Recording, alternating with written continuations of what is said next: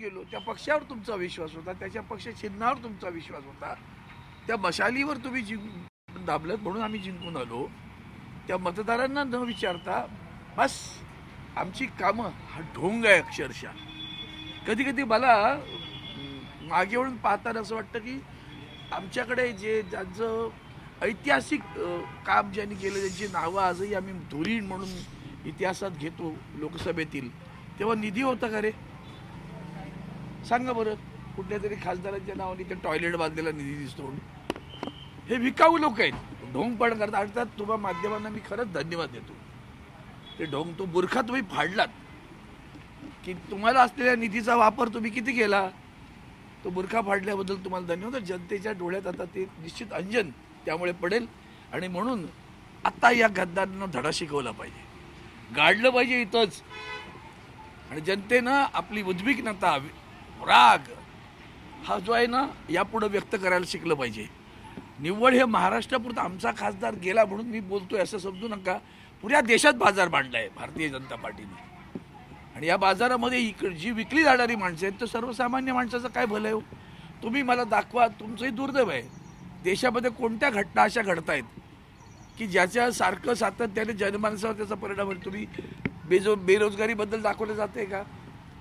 महागाईबद्दल बोललं जातंय का? पेट्रोल डिझेलचे भाव गगनाला भिडले त्याचं बोललं जातं का? या सगळ्या गोष्टींचा विचार आपण. आणि सगळ्यात कायदा सुव्यवस्था महाराष्ट्र त्याला लांछन लागेल. लांछन हा शब्द सुद्धा बोलतट वाटेल. कलंक लागलाय महाराष्ट्राला, इतकं वाईट महाराष्ट्रात घडतंय. त्याच्यापेक्षा सारखं ह्याला खरेदी केला त्याला विकला गेला. आणि हे जे काही चाललंय त्याच्या विरुद्ध निश्चितपणे आदरणीय उद्धवजी ठाकरे साहेब, आदित्यजी ठाकरे साहेब यांनी आता हा जो दौरा निव्वळ दौरा नाही आहे, ही आता मोहीम आहे महाराष्ट्रावर पुन्हा भगवा फडकवण्याची, निष्ठावंत निवडून देण्याची मोहीम सुरू. 2019चे पण खासदार तुम्ही म्हणताय गेले, 2024चे पण खासदार गेले, मग पुढे निवडून येणारा खासदार तुम्ही कशा पद्धतीने आता हे माझं म्हणणं आहे, माझं म्हणणं त्याच्या पलीकडचं आहे.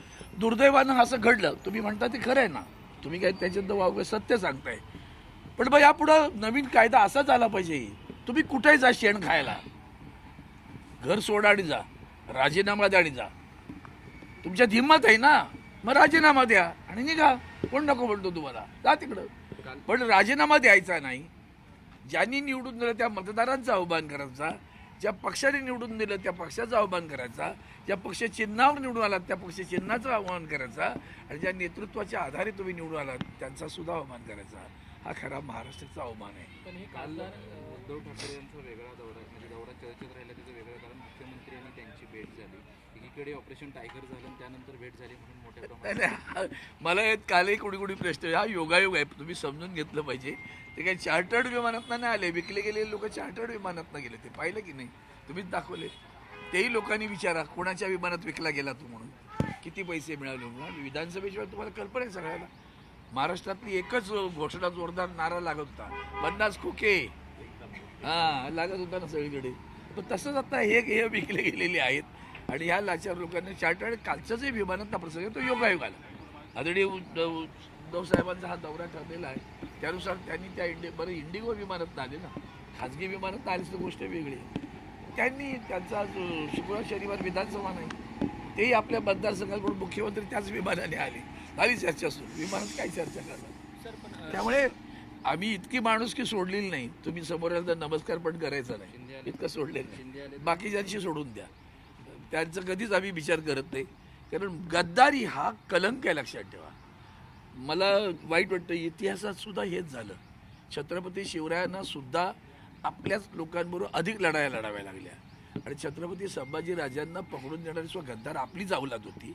ती अवलाद आजही थोडी थोडी जिवंत आहे. हे दुःख आहे महाराष्ट्रात. एक प्रश्न असा होता की उद्धव ठाकरेंचा दौरा सुरू झालेला आहे, मात्र जे फुटेरी खासदार ज्या पक्षात गेले त्यांच्या नेतेमंडळाकडून सांगितलं जातं की ते उशिरा सुरू झालेला आहे, याची आधी गरज होती. फायदा होणार. इंग्रजीत एक मस्त म्हणतात, बेटर लेट दॅन नेव्हर. कळलं का? त्यामुळे उशिरा वगैरे काय झालं, तुम्ही केल्यावर झालंय. त्या दुसऱ्या गद्दाराला साहेबांनी वाचवलं होतं, लक्षात घ्या. कळलं का? त्याचा राजीनामा घेतला होता. आज इतके कलंकित मंत्री दिल्लीपासून गल्लीपर्यंत पडलेत.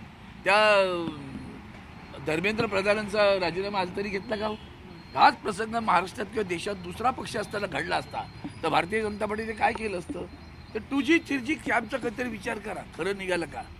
म्हणजे सतत खोटं बोलायचं, भ्रम निर्माण करायचा, आभास निर्माण करायचा आणि त्या आभासातून मतं मिळवायची. तरी धर्माचा भ्रम करायचा. धर्मावर यार आम्ही एवढे 80% लोक असताना सुद्धा धर्मावर आक्रमण होतो म्हणून सांगत बसता.